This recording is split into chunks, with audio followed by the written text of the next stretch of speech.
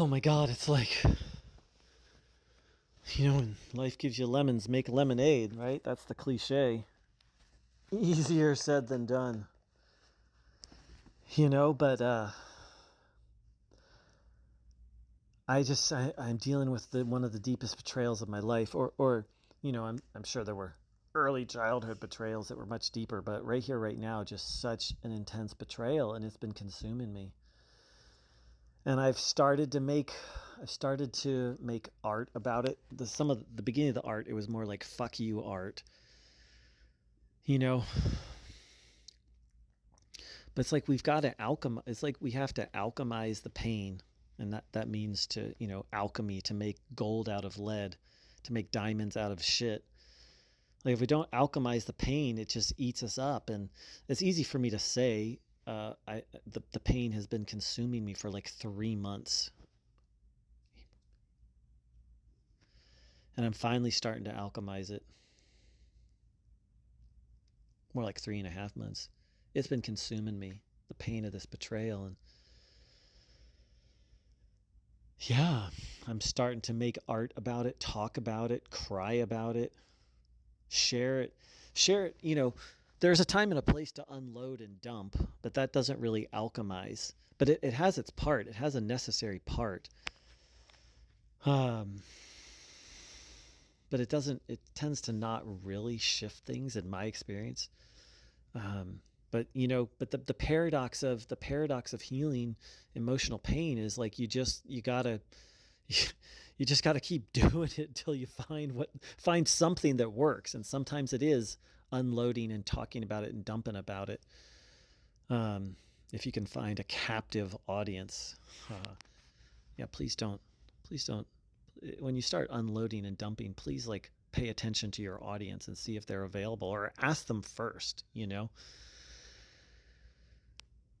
But I digress. So, you know, emotional healing and emotional resolution is not linear, and it's not mechanical. God knows I tried that. I love cognitive therapy. Cognitive therapy is this where you identify your negative thoughts and you change them to positive thoughts, and it really helps and it really works, but not for everything. And it doesn't make pain go away.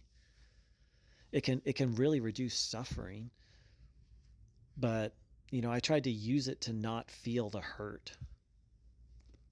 And that just doesn't work. It didn't work for me. Maybe it works for you. And it worked in the short term, but emotional resolution, resolving, so as I said at the beginning, I'm dealing with this betrayal by someone who I thought was a friend, ends up they're not even a friend. The whole thing has been an act. I mean, the pain is just,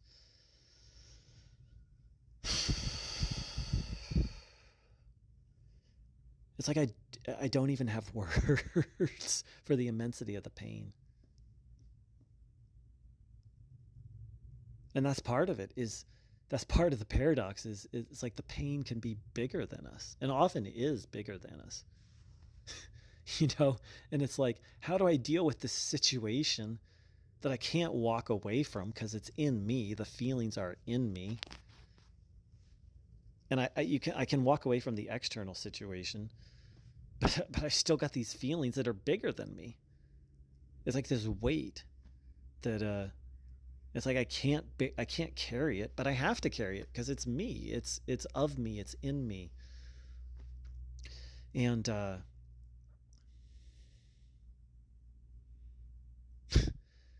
so that's one of the paradoxes, is the fact that these feelings can be bigger than us. And it's sometimes the situation can be small, and oftentimes the feelings are out of proportion. Like the betrayal I experienced, it's painful, but it's not this painful. Like these are old feelings or stuck feelings, or so that's another one of the paradoxes. And then another paradox is sometimes nothing fucking works. You can do everything. You can journal, you can talk, you can meditate, you can do yoga, you can cry, you can hit pillows, and the feelings keep coming the fuck back.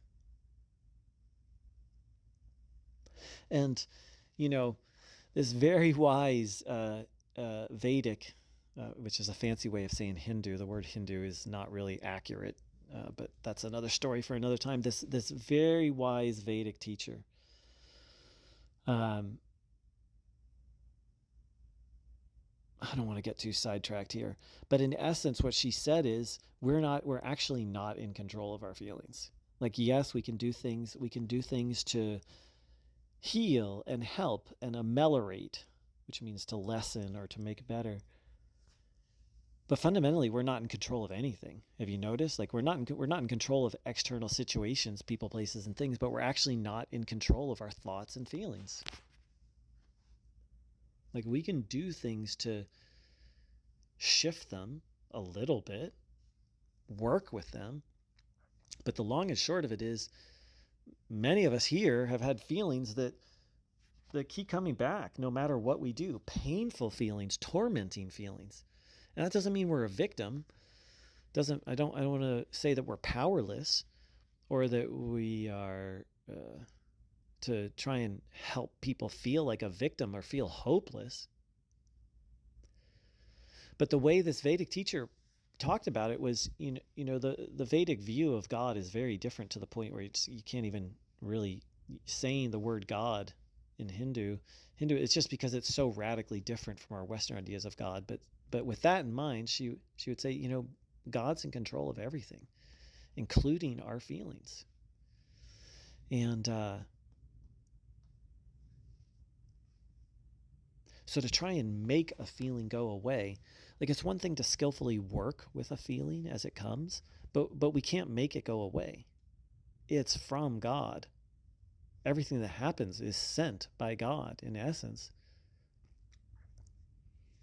And so this, there's a lot of New Age and like law of attraction and sort of New Age and yeah, even cognitive therapy. Like, I can master my thoughts and my emotions. Well, how's that going? We can certainly work with them, but the long and short of it is, especially when you're dealing with unresolved trauma, it's going to keep coming back until the resolution is found. And the resolution is, as I said before, it's not always a linear, it's rarely a linear process. Sometimes you got to feel it. Sometimes you got to distract from it and go do something else. Sometimes you got to hit the pillow. Sometimes you got to, like, be an adult and wash the dishes and do the laundry and forget about it. Or sometimes you just got to fucking feel it and sit in it. And sometimes sitting in it is the wrong thing to do, and that makes you paralyzed. And so then you got to get up and like, go wash the dishes or show up at work.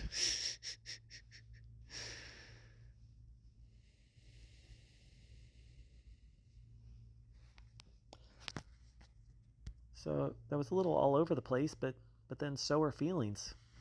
So is life all over the place, and so is the healing journey. And even the word healing journey, I've started to realize, is its own trap, because there's this idea like, sooner or later I won't feel pain and everything will be healed. And I believe everything will be healed. It's just going to take a while, and not even one lifetime, a while. And some things are not going to heal in this lifetime. That's been one of the hardest things for me to accept, is that sometimes the only thing you can do is accept and be with. Sometimes no matter what I do, things that I don't like are going to happen. Suffering is going to keep happening. Pain is going to keep happening. And sometimes it's going to be the same pain or suffering over and over and over. And sometimes all I can do is just accept it and trust.